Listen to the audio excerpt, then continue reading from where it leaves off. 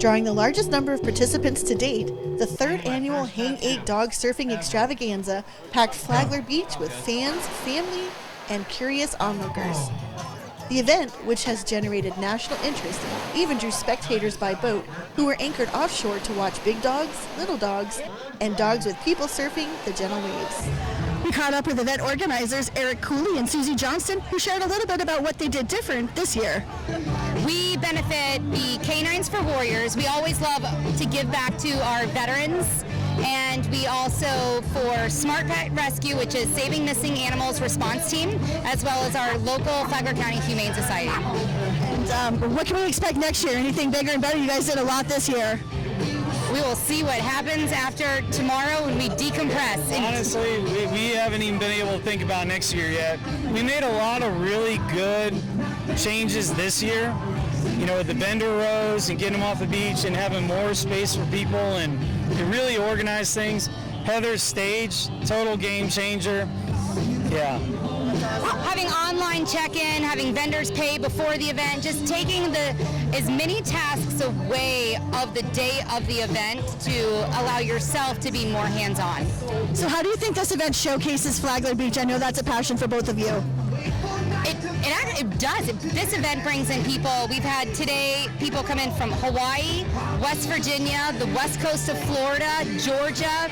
So it allows everyone to see our small town community, that we are a dog-friendly beach. And Flagler Beach is unique because A1A drives the entire length of the city and you can see the ocean. So it allows us to really show off our hometown.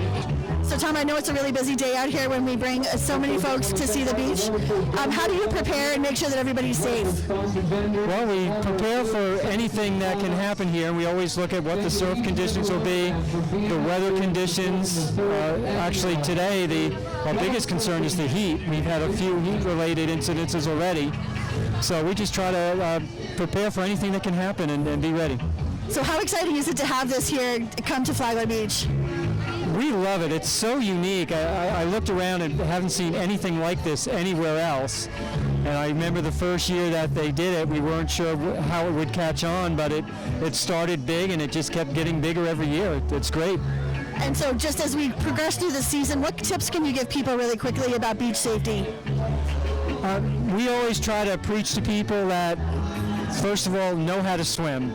It's so important to come to the beach and realize that the ocean is not a lake, it's not a pool, it's moving water, it's dynamic, conditions are constantly changing, and just to know how to swim before you even enter the water. And then we tell everybody, swim near a lifeguard. We have the lifeguard towers up there, and when you go to the beach, the first thing you should do is spot where the lifeguard towers are.